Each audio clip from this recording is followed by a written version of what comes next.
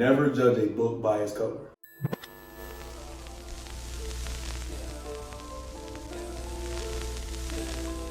I'm in London, got my beat from London. Yeah, yeah.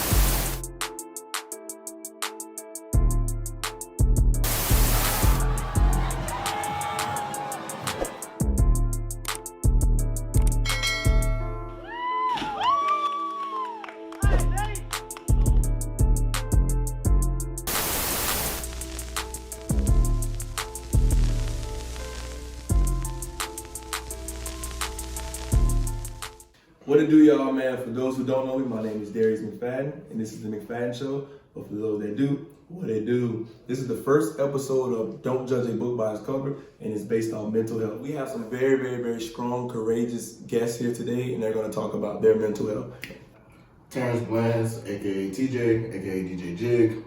Hey, I'm Kayla, I'm 20 years old. I'm Willie, I'm from Fort Myers. I'm Ariana, but most people know me as Hart. My name is Matthew, 23, and I'm from Miramar, Florida. All right, guys, so give an experience that you had that affected your mental health. Well, for me personally, I can say that I had a lot of different experiences, but for the biggest one for me, honestly, was bullying growing up. To this day, it's affected me in so many different ways. I don't like attention. Like, even doing this video right now is like rough for me. My girlfriend, she tries to give me compliments, and that's something like I don't even know how to take, how to give compliments, and it's just really just affected how I view myself. Especially when it comes to expressing myself, it's very difficult for me, and that's something that I've been trying to work on. I keep a lot of things to myself, and it's very hard for me to let people know when there's something wrong. I try to act like everything's okay. Earlier this year, I was diagnosed with depression. When talking to my therapist, she was telling me how like I have this tendency, she calls it snapping turtle, where like I'm either like really like calm or I'm like really like emotional. So like when something's going on, I either act like it doesn't matter, or if it's something really bothers me, then it like becomes a big deal. So it's kind of hard for me to have that middle ground of kind of like discussing things without, you know, making it too big of a deal, or keeping it to myself and making it seem like it's not important at all. My experience when I was 14, I had a best friend. He was a guy. We were supposed to go home, supposed to be studying, and it went from studying to him sexually assaulting me. Penetration did happen. I didn't really know how to deal with it. I was still a virgin at the time. I told my sister about it. She didn't really know how to explain to me what happened to me because I didn't really understand it myself. I felt like I couldn't talk to my mom about it, and from that day forth, I kind of just kept letting it happen because he kept coming back to do it, and then I just kind of started letting people treat me in a kind of way. It got to the point where I felt like I didn't love myself anymore. I became really insecure. I tried to change my look, the way that I think, the way that I talk, the way that I dress, and the way that I dealt with people. I had to try to, up from the ground, learn how to love myself again, and I'm still working on that today. It's happened to me multiple times, definitely. I don't like it, of course. I didn't like it, but now I can say I'm better. I met someone that really loves me, and they help me daily, literally daily, because some days I still have nightmares. I still have days where I wake up and I'm down, but I'll be okay. I've been through a lot of situations. The earliest I say, my daddy was in prison when I was born. I was like 6 years old. He didn't want to like claim us, whatever the case may be. Me and my mom went through like a lot of like domestic violence situations. He left. And then we had to like go from place to place. I stayed with my great grandparents. I stayed with my grandma. We stayed in shelter at one point in time. Then going from there, my great grandfather died. He was like the father figure for me. Then my great aunt died. We stayed at her house at one point in time. She had died. I had a lot of family members die, stuff like that. when I got to middle school, we was able to be like, in a stable environment. But my little brother had died. He got shot in the face and when I was in middle school. And it was over a female, so that did a lot to me. Going from there, when I was in high school, I met my mentor. He was in the South Opportunity Incorporated, and they helped us do a lot. I became the president of Lamp Lighters, and they helped us put food on the table, clothes on the back, teach us how to do certain shit like that. Certain things like that, excuse my language. And then from there, I went to college. Before I went to college, we had to work a lot, so it was just me, my brother, and my mom. Obviously, I didn't have a father figure in the household, so we didn't see each other a lot. So feelings and emotions, that type of stuff, wasn't in the household. It was, I'm gonna go to work, he gonna go to work, she gonna go to work, and then when we get home, we're gonna go our separate ways to go to sleep. So it wasn't a lot of things like feelings and that type of stuff. So I would say that would definitely have an effect on how much I don't have feelings, or I'm not saying I don't have feelings, but people say that I don't have feelings, or I don't expect my feelings or emotions, stuff like that, just for the simple fact that it just was never a factor. So I say that I'm numb to a lot of things. A lot of people in my life have died. My homeboy died in 2017. I had to go back home for that. My brother went to prison. There's just certain things like that. So I just say that's pretty much what affect my mental and stuff like that. I've had a lot of stuff happen in my life, but most recently, I was leaving a party at 3 a.m. because Caribbeans are already late, and my car got hit. And when I tried to pull over, it was a white van, first of all, so sex trafficking. So when I pulled over, he purposely backed into my car. So we were on the phone with the police and we were driving, and we lost the car eventually. And then he came back and he blocked my car between the sidewalk and his van. And he never got out, never saw a face or anything, but we took off on the street, was running, and eventually the police came and everything. Never found out who hit my car. My car was totaled, everything. But I couldn't sleep for 2 weeks, 3 weeks. So then I went to therapy again, because I used to before. And I got diagnosed PTSD and depression. I literally couldn't walk into my apartment without thinking that someone was in there, or be alone at all. I don't drive at night unless I really have to. It's just really affected my life to where I can't do everyday things anymore. So yeah. My depression started earlier in my freshman year of college. It really started with me trying to figure out what my purpose was. In high school, I had really good grades. I was always the top of my class. When I got to college, I started noticing that I was learning a lot of the same stuff over and over again. And I started questioning, why am I in school learning the same thing?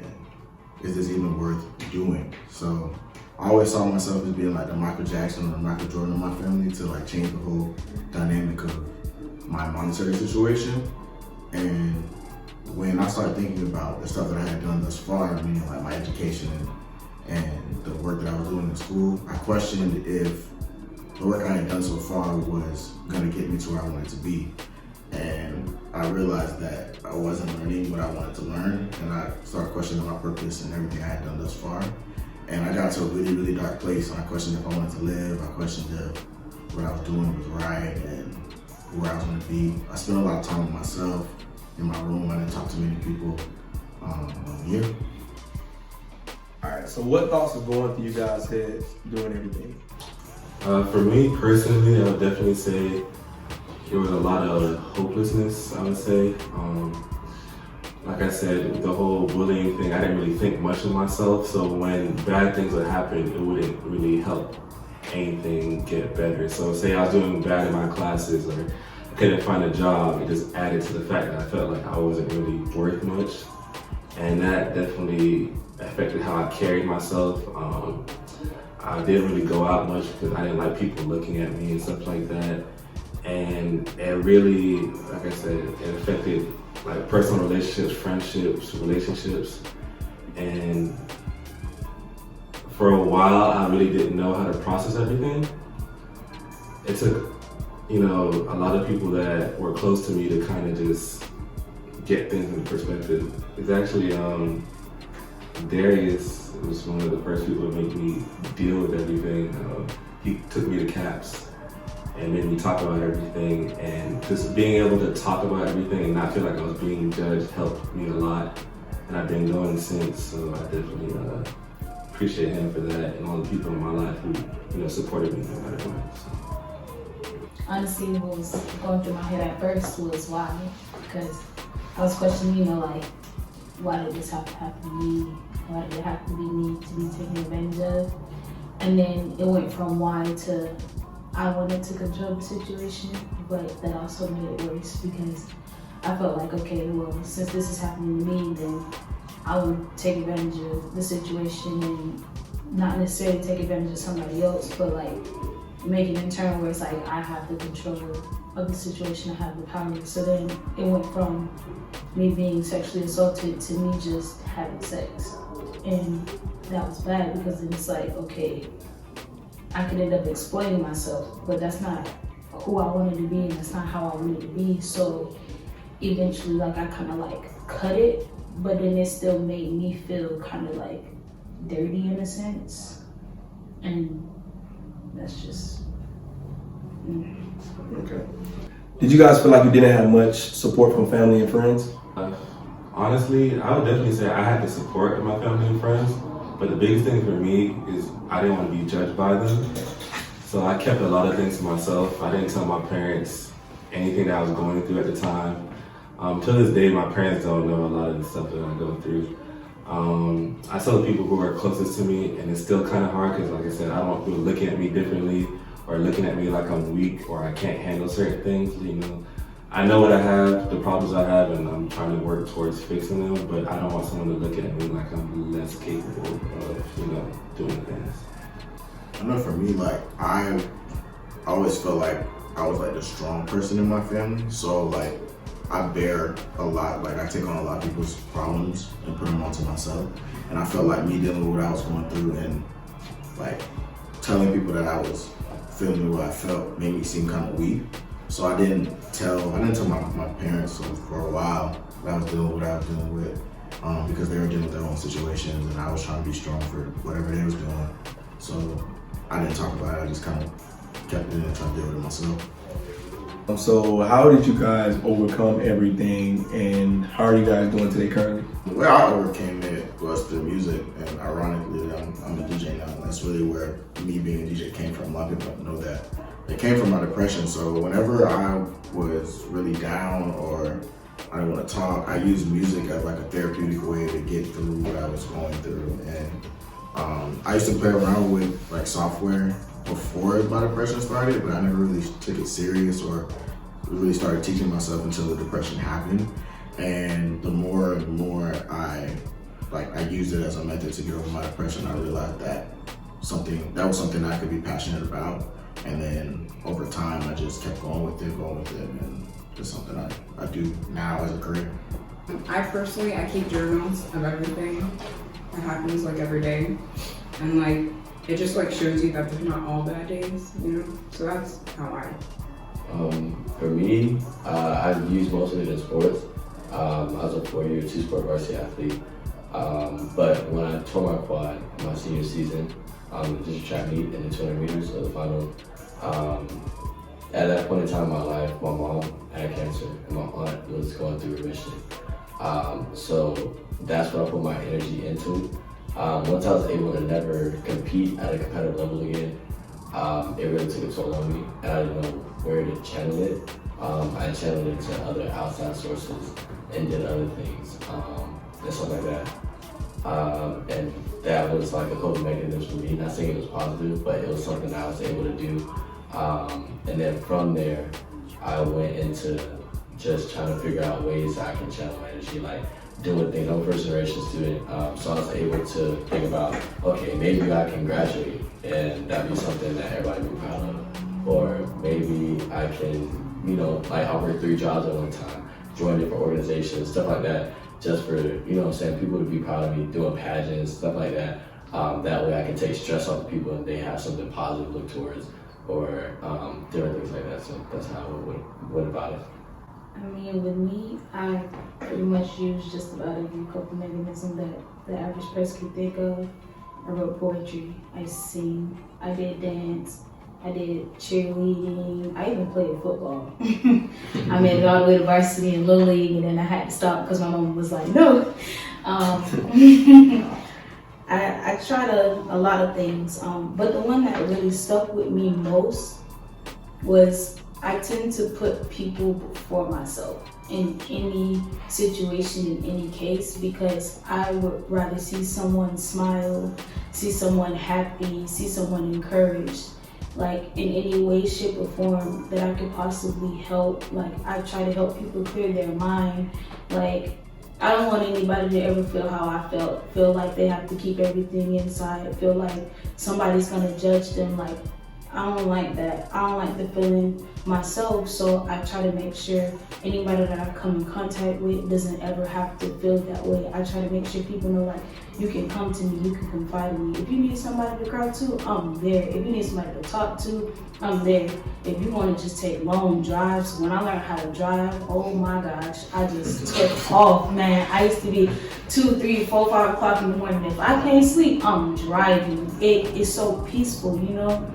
I mean, yes, music definitely helps, of course. I mean, it helps you to, you know, put your mind somewhere else, on something else, a nice melody, a nice beat. Like, it doesn't even necessarily have to have words. Jazz music, smooth, you know, something, it can be the simplest thing, you know, but it still helps.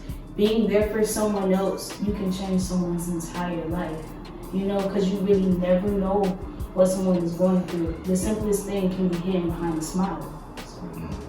I don't know if y'all religious or not, but God and prayer, man. Like, amen. What? Like, God helped me through all of this, man. Like, I used to pray and just ask for guidance and ask for my purpose and ask for God to show me what direction I should be in. And I honestly believe that me being a DJ is all like part of God's plan. So, like, God and prayer, that's the biggest thing, really. Alright, so one thing I would say for me, for those who do not know me, people expect for me not to really go through stuff, and they're wrong, because I struggled with depression for a long time. I would say within the years of 2014, 2015, 2016, I was drinking a lot to kind of hide a lot of my problems, but to other people, they thought I was cool. They thought I was doing like little social sketties all the time. Oh, this is the guy that's just always drunk. But little did they know I was drinking and basically just hide my problem.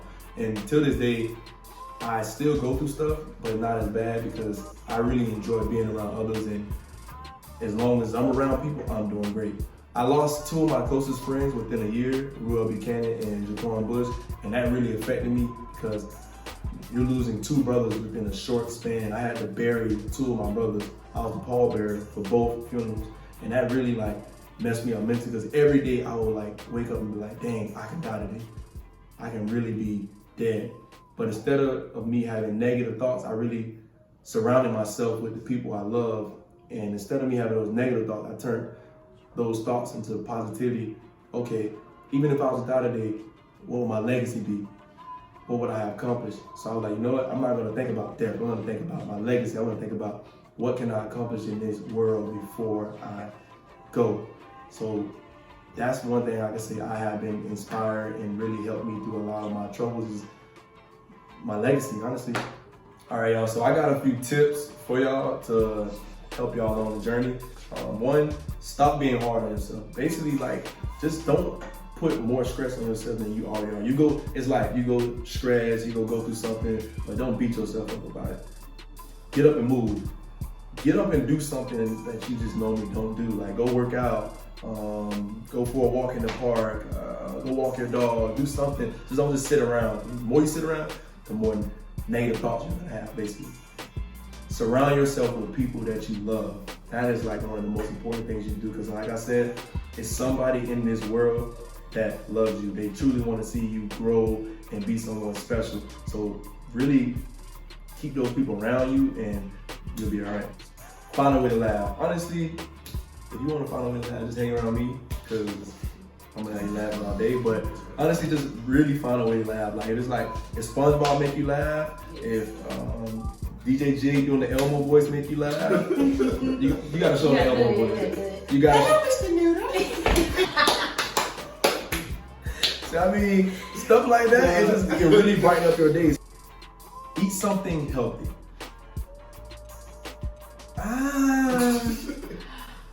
I mean, healthy food does make you feel good inside, but me personally, hey, I don't mind having a little Popeye chicken sandwich in there. Take deep breaths. I would say, honestly, that really helps. Like, lately, I have been doing Sunday yogas every morning. I wake up and just go on YouTube, find a yoga session that I like, and do some deep breath and yoga and stretching. Actually helps. Spend time with animals. If you have an animal, that is your best friend. Trust me, spend time with animals is the best thing you can do. Preferably a dog. Do something spontaneous and exciting. Travel. Traveling, I can say traveling is the best thing that'll honestly keep you happy. Like, I love to travel. If that's not it, go to something different. Like, go to a party that you'll never go to. Like me, I'm a Yank. I love Caribbean parties. So that's something spontaneous for me. So read something inspirational. I don't know if you guys read anything inspirational. Daily scripture, the Bible. She has a journal. Listen to podcasts. We listen to podcasts. Me personally, I honestly just call my friends. I just call my friends the other day randomly and just talk to them. Just me personally, like something inspirational to me is hearing people's stories. So. But most high schools, colleges, and universities offer counseling services on the campus, I believe. I know for the University of Florida, we have this thing called CAPS, where it's free counseling to students. And don't be scared to go to counseling, man. Like, I know for me, I was nervous to go to it. I was like, man, I don't even know counseling. Like, just go. It can be really helpful. You never know what, like, talking to somebody about, like, your issues or your situation can do for you. Right. Exactly. To be honest, it's not gonna be easy when you first go because you know they're gonna try to help you to open up. But do it. It's worth it. And if, like you're saying, you surround yourself with people that love you, they don't mind going with you. Like, I was with Matt. I mean, I kind of told him just meet me somewhere on campus, and he was like, all right, bet. And then next thing you know, he was at CAPS. So, and I stayed in the session. With him and heard his story. And I'm just saying, people love you, they'll be there for you no matter what. They do have a lot of helplines, just in case you guys can't go to like a counseling center or something like that. So one of them is the National Suicide Prevention Lifeline number. It is 1-800-273-TALK. Another one is the National Drug and Alcohol Treatment Hotline.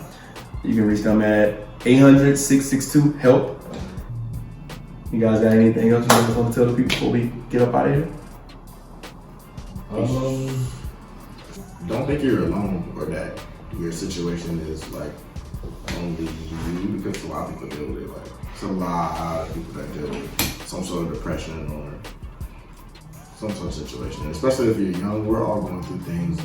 We all have our own lives, so don't think you're alone. Something I would say, just being a black male, we're like taught a lot of things. Like, we're taught like not to try to have emotions and cry and that type of stuff, different type of stuff. Me personally, I don't do it, but I'm saying if you are in that point where you feel like you have to express your emotions, your feelings, different things like that, I would say just feel free to do so. You have a lot of people around you that you may not realize care about you or may not realize love you, so just express that to them and lean on people that's around you.